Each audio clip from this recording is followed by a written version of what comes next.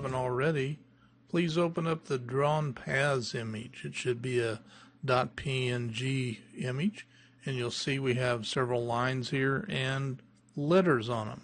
So basically what the letters indicate is start by clicking here, end by clicking here. So we'd start on the triangle by clicking here, B, C, back to A. This is simply a vertical straight line. It'd be just A to B and so forth. So let's go through some of these together. Just go down to the pen tool right here. Looks like a head of an old style fountain pen right underneath the hand above the text. So just click on that. If you hold it down, you'll see there's lots of other things under here, but we're going to be concerned with just the top pen tool. Just to show you what we're going to be doing, I'm going to click up here one time and go down here and click again. That gives us a straight line path selection. So if I go to Window and down to Paths, you'll see here's the work path that we have so far. If I go ahead and connect this to the original where we started, we can actually turn this into a selection. So there you see the selection. We can also do other things with it, but right now we're just going to hit Control D to turn off the marching ants for that. And let's throw this work path away. So we just highlight that work path and click on the little trash can to get rid of it. Yes. And so you can either click right on this line to make that path, but remember it's going to want to keep going, so you can do that if you wish to. So I'm going to hit escape twice to get rid of that. Same thing goes here on the triangle. We would just simply click here, here, here, and notice it turns into the pen tip with a 0 next to it to show us this we're back to where we started. So we click on that and we can actually switch that to a selection. The main purpose usually isn't to turn it into a selection. That's one of the things I do with it. But a lot of people just use a path, and the path can serve other purposes. A lot of drawing used to be done with the path tool. For some people it's just kind of second nature. If you use Adobe Illustrator, it's very heavy into using the path tool. I'm just going to go ahead and trash that work path as well. More tricky is not the vertical one, obviously, but notice where the letters are located. That's basically where you should probably click your next point. Now what we want to do is first click once where the A is, then go to the B and click and drag. So we click and drag, don't let go of the mouse, just click and drag, and we can move this curved. Now if you didn't click and drag there, just hit escape a couple of times and we begin again. Click once up here, don't click and drag, just click one time, then come down to the B, click and drag. See how we can pull that right in to conform with the angle right there. Come down to the C and click and drag. Come down to the D, click and drag. We can change that, move that handlebar. Come over here, click and drag. Click and drag. And come back up here, click once and drag, and just so we get those little handlebars to appear. And there's our circle. And if you want, sorry about that, you can come right down here below the pen tool to where that arrow is, and this is the path selection tool. It lets you click around this path and you can actually move it. You can see the circle that you created, just in case you want to use it somewhere else. I messed up a little bit right here, but it takes practice, and I'll be honest with you, this is not a tool I use often. I do use it sometimes, but I don't use it a lot. But it's part of Photoshop, and I wanted to show you how this tool worked. So let's, here's the work path. We can turn that, like I said before, we can turn that into marching ants. And let's go ahead and Control D to turn off the marching ants. Control is in D is in dog. And let's go back to the pen tool, and let's go over here and get this squiggly line. So click once, come down here, click, and just pull it a little bit. Come up to the C, and we'll move those handlebars a bit. Come over to the D, and down to the E.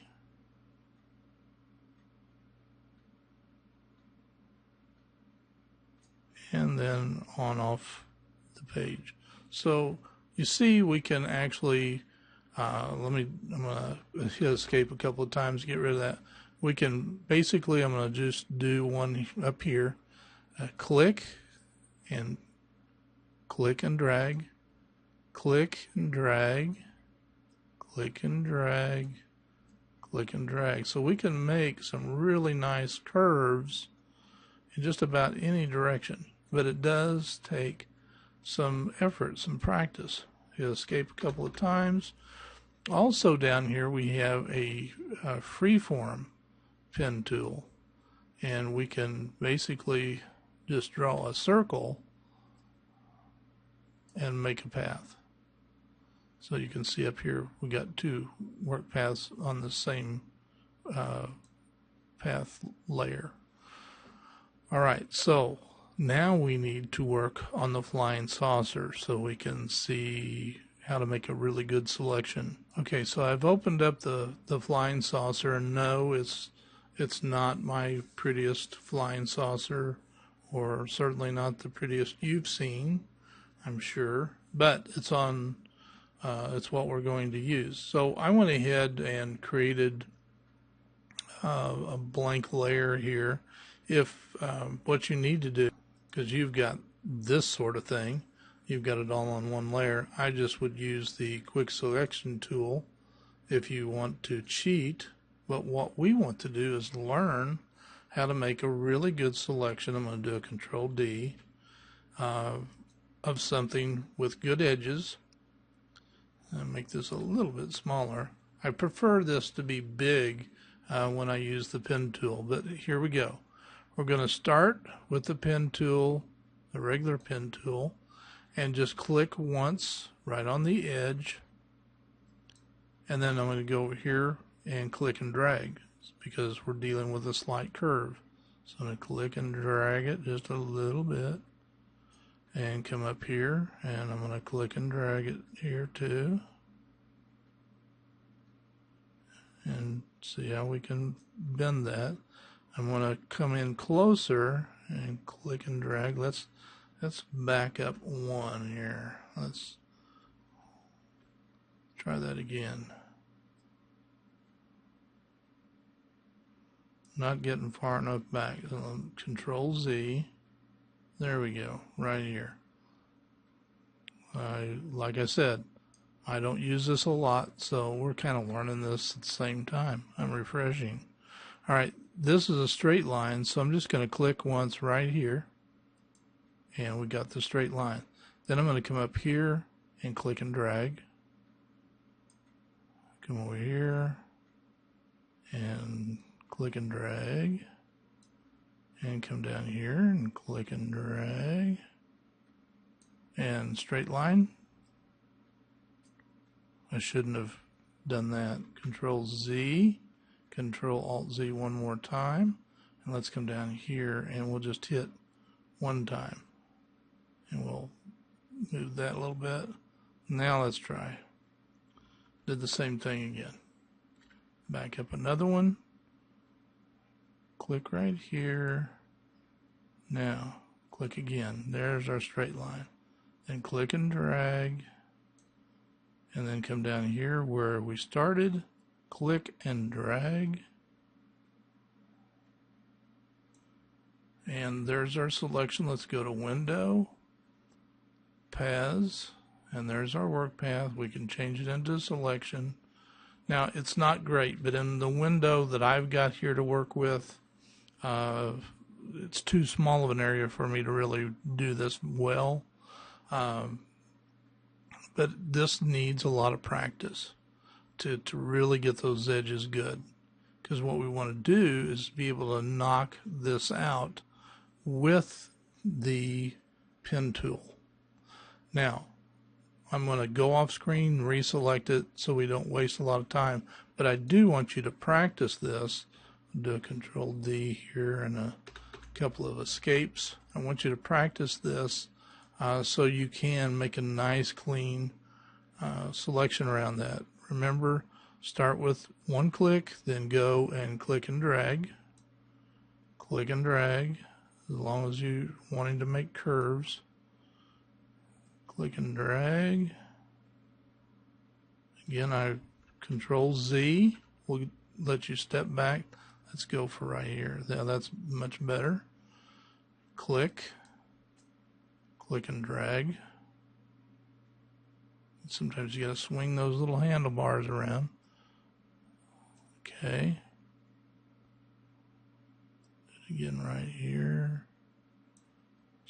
Just click once. Click again right here. Click and drag to get that corner. Click and drag. And there we go. Now, back to the paths. I turned around and did it again, didn't I? Okay, so now I'm just going to do a Control J or Command J on a Mac. Puts the flying saucer on its own layer. Now you can kind of see where I went astray down here, not making a good curve. The rest of it doesn't look bad. But I'm going to go off screen, do it right, and I'll be right back with you. So here we go. I've got a decent looking flying saucer now through the magic of pause and resume. And now I can resize this, and I can certainly make more. So I'm going to make one more, Control J, and I'm going to resize it by doing a Control T. But I'm going to turn one off and do the Control T on this one. And I'm going to turn it, and then I'm going to hold down my Shift key, click the corner, and I'm just going to put one up there. Then I've got this one that's down here, and I'm turn on my move tool with the V. All right, and I'm going to Control click or Command click on this saucer so it will select that one. You'll see what I'm doing in a minute, hopefully. I want to create the illusion of somebody sitting in there. Okay. Okay, so here's a picture of me about 100 years ago, at least a while ago. So I'm going to put myself inside that little dome inside this flying saucer. So what I'm going to do basically is, for now, I'm going to turn that off, and I'm going to create a copy of just the dome. So I'm going to come up here and to that particular layer, and I'm going to use my Lasso Tool. Actually, let's use the Quick Selection Tool, and we'll just select that. All right, so let's do a Control J, and I'm going to move my picture down below that copy. And obviously my head is, well, it's always too big, but in this case it's really too big. What I want to do is change the opacity of this piece right here so I can see myself in there a little bit. So let's do a Control T on me to make me the right size. I'm holding down my Shift key and move it around a little bit. Let's go with something like that. And I'm using my arrow key to fine tune where it sits. And I'm going to just double click that. Now I need to go in and turn this hood off, and let's just fix me where this other stuff isn't around. Now I can either erase it, just turn on the erase tool and make my brush smaller, obviously, and just start erasing. I probably, on something that's not any more important than this, I don't mind using the eraser. Sometimes I prefer using a mask. I think I just snipped off some more of my hair, which I really don't need to be without. But now I need to shear this off. So I'm just going to click right here where the circle is. I'm going to go over here and shift, click, and now make my brush a little bit bigger, and I can just get rid of that. So now put the hood back in front of me, and we can change the opacity of that a little bit more. So now it kind of looks like I'm inside, right? Hopefully. Alright, so you get the idea, right? And we can make me a little bit bigger now if we want to. I'm just gotta be on the right layer. Hit escape, go down to the right layer, Control T, and I'm not even gonna hold down my shift key. I'm just gonna drag myself a little bit, and now down arrows with the move tool on, and now I'm starting to appear here again. So again with the eraser,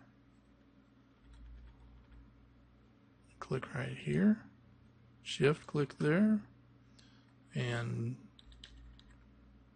I'm happy with that. Do a Control 0 to kind of fill my screen with this. Now let's go ahead and merge these three together. I'm just going to turn this off and turn this off, and I'm going to go right up here, and I'm going to have to bring this over so you can see it. Let me shut some things off here, bring this over, and click right here and say merge visible. So now do that back over. Now everything's in the flying saucer here. We're good to go, right? And there's that one. And we've got our blank layer, nothing on it yet. So let's do a little blur work here. I'm going to make one more copy of this smaller one. So I'll click on it, do Control J, and I'm going to go up here to filter, and I'm going to do a blur, motion blur, and I want it to go the direction, I want it to come out towards this other saucer. So I'm having this saucer move towards where I'm sitting. So what I do is turn this to have the blur coming that way. Maybe not real heavy blur.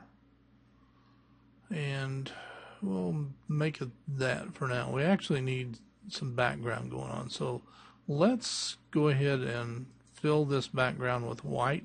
We have black over white, so if we hold down the Control key or Command key on a Mac and hit delete or backspace, we fill our image with the white. So now this blur shows up a lot better. Now the blur needs to actually be behind that flying saucer, so let's click and drag it down under, and we can shove then the blur, let's turn on the move tool, we can move the blur back out here. See what we've got? We've created some motion of this flying saucer coming down. Now I can also move the flying saucer in a little bit more like this. Let's move this one down so I can show you a little bit better. Move that one, bring the blur down. Now remember, I can also transform that blur. It's on its own layer, so Control T, and I'm just going to hold down the Control key, Command key on a Mac, and I'm going to stretch it backwards. Just stretch it out a bit. Let's stretch it this way too, and then scoot it off. And then we can put a little bend in this by going to Filter, Liquify. I can actually push, and you can get a bigger, turn on your brush tool and make that thing even bigger. Push that around a little bit so we can get a nice swerve to it, like we're really coming down with that. Now, because it's on its own layer, we can either put a mask on that, which I prefer to do, and I'm going to get rid of some of this trail. So I'm going to turn on a brush, and let's make it a big one. Let's make sure that the brush hardness is all the way off. Let's come up here with a big brush and make sure the opacity is down considerable. And then we'll just start brushing up here. And we're painting with gray, so that doesn't really help. Let's do it with black, and there we go. Now we're making some of that go away. So we can control that blur, contrail, whatever you want to call it. We can also put somebody in that cockpit the same way we did this cockpit. We're not going to worry about that too awfully much. Why don't we change the background to something that's a little more dramatic. Let's go down here to the color picker, and let's get a nice dark blue. And make sure you're on the background layer, and we're going to hit the Alt key, Option key on a Mac, and hit the backspace. And probably something even darker would do the trick. Let's try this, Alt backspace again. That's getting better. Okay, how about some stars? Well, I think that would help a little bit. We need some more stuff in here. So we go down to our little friend down here where the custom shapes are, and here's some star shapes. Let's go up here and look at the different shapes. I've loaded a bunch of others, so if you want to load like I have here, you just click over here where this little gear is, and you can load all of these up. Be sure, and when you click on one, you say, I'd love to have all the ones that have objects. Well, click append, because if you click OK, it's going to replace everything, but with just that set. If you click append, it'll add everything to what you've already got. See, I clicked OK, and it just gave me those. And so now I would have to load all of the shapes again. So let's see, we've got a sheriff star. That won't look too great. What do we got here? Not real sure what that's supposed to be. It looks like party artifacts, doesn't it? So I loaded some more shapes here, and here's some stars that we can use. And so we come over into our image, and there's a star, but it's the same color we've got right there. So it's not really that helpful. So let's do a Control Z to get rid of that. And let's change the color to a nice yellow-ish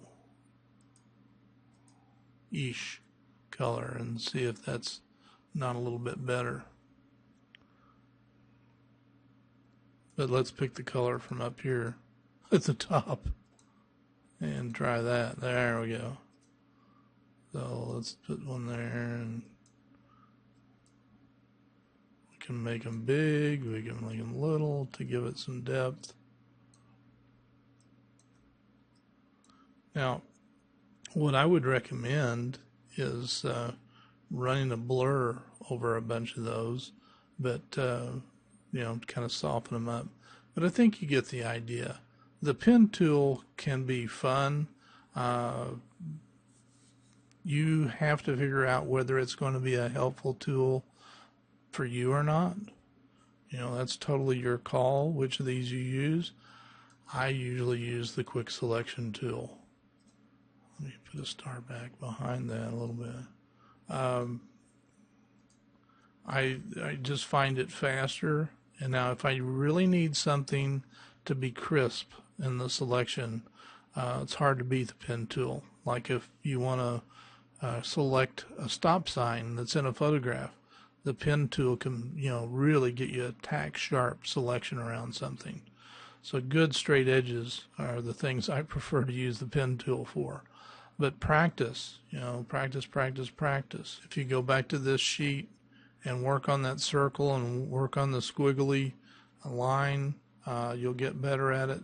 And certainly, return to the flying saucer and see if you can't make a better selection of it than you did the first time. And certainly that I did as well. All right, that wraps up all the chapters we have for the basic Photoshop sessions. Hope you've gotten a lot out of it. I've enjoyed doing them for you. Talk to you all later. Bye-bye.